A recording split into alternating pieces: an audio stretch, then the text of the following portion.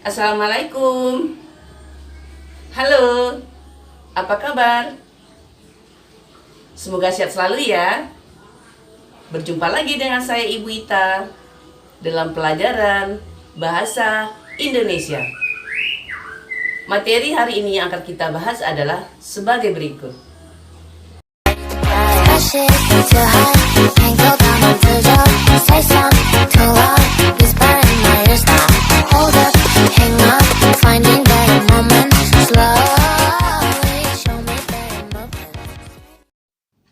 Minggu lalu, kita telah belajar menulis puisi rakyat. Pada video kali ini, kita akan belajar mengidentifikasi teks fabel. Untuk mengetahui 1. Pengertian fabel, 2. Ciri-ciri umum fabel, 3. Jenis-jenis fabel. Pengertian fabel. Fabel adalah cerita fiksi berupa dongeng yang menggambarkan budi pekerti manusia yang diibaratkan pada binatang. Karakter binatang dalam cerita fabel dianggap mewakili karakter manusia dan diceritakan mampu bertindak seperti manusia, tetapi tidak menghilangkan karakter binatangnya. Tokoh fabel adalah binatang.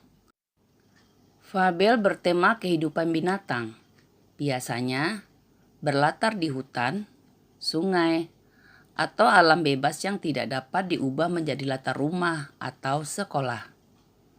Tokoh dalam fabel biasanya adalah hewan jinak dan hewan liar. Tokoh baik akan berakhir bahagia dan tokoh jahat berakhir sengsara atau mendapatkan akibat dari perbuatannya. Ciri-ciri fabel. 1.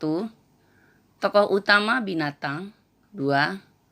Watak tokoh para binatang digambarkan ada yang baik dan ada yang buruk seperti watak manusia. 3. Tokoh para binatang bisa berbicara seperti manusia. 4. Cerita memiliki rangkaian peristiwa yang menunjukkan kejadian sebab akibat. Rangkaian sebab akibat diurutkan dari awal sampai akhir. 5. Fabel menggunakan latar alam seperti hutan, sungai, kolam, dan lain-lain. 6. Ciri bahasa yang digunakan. A. Kalimat naratif atau peristiwa. Contoh, kata mendatangi ikan yang sedang kehujanan. Semut menyimpan makanan di lubang. B. Kalimat langsung yang berupa dialog para tokoh. C. Menggunakan kata sehari-hari dalam situasi tidak formal atau bahasa percakapan. Sekarang kita masuk kepada jenis fabel. Ada 2 jenis fabel. Yang pertama, ditinjau dari pemberian watak dan latarnya. Terbagi 2. Yang pertama, fabel alami, menggunakan watak tokoh binatang seperti pada kondisi alam nyata. Misalnya, kura-kura diberi watak lamban, singa, buas, dan ganas. Selain itu, fabel alami menggunakan alam sebagai latar seperti hutan, sungai, kolam, dan sebagainya. Yang kedua, fabel adaptasi adalah fabel yang memberikan watak tokoh dengan mengubah watak aslinya pada dunia nyata dan menggunakan tempat-tempat lain sebagai latar, seperti di rumah, di jalan raya, dan lain-lain. Misalnya, landak yang pemalu berulang tahun di rumah makan. Yang kedua, ditinjau dari kemunculan pesan, terbagi 2. 1. Fabel dengan koda, berarti fabel dengan memunculkan secara eksplisit pesan pengarang di akhir cerita.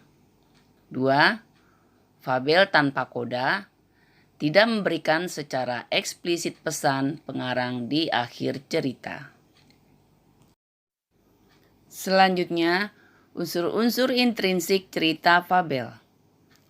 terdiri dari satu tema. Adalah gagasan yang mendasari cerita.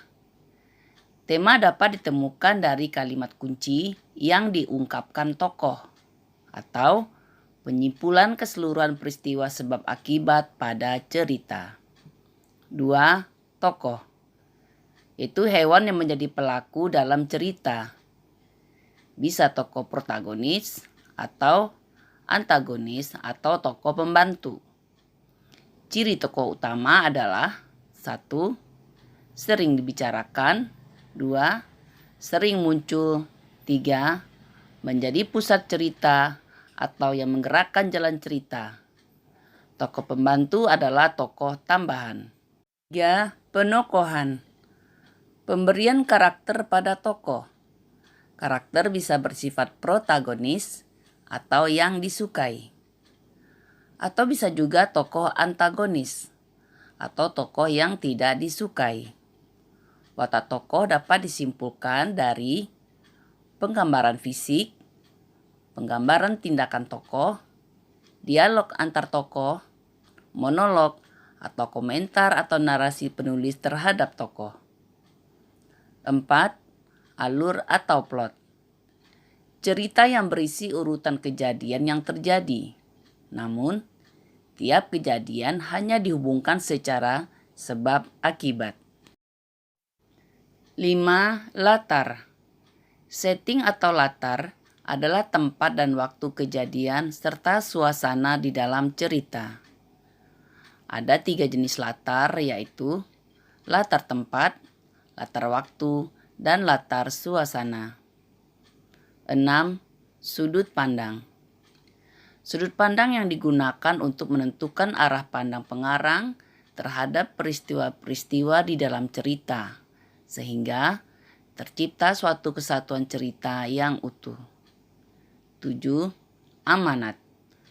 Adalah pesan yang disampaikan oleh penulis secara tidak langsung. Amanat disimpulkan dari sikap penulis terhadap permasalahan yang diangkat pada cerita. Sekarang, bacalah dengan cermat untuk mengerjakan soal-soal berikut. Dengan judul Semut dan Belalang.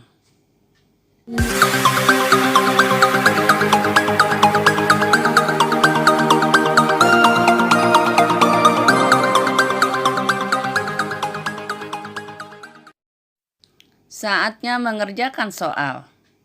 Setelah membaca teks fabel dengan judul Semut dan Belalang, jawablah pertanyaan-pertanyaan berikut. 1. Sebutkan tokoh yang terdapat dalam teks tersebut. 2. Di manakah tempat terjadinya peristiwa tersebut? 3. Apakah yang dilakukan belalang setiap harinya? 4.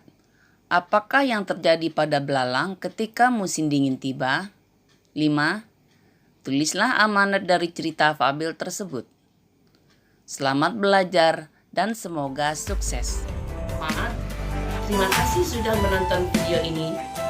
Kita berjumpa lagi pada video selanjutnya. Jangan lupa subscribe, like, dan komen ya. Ibu akhiri dengan wassalamualaikum warahmatullahi wabarakatuh. Dah.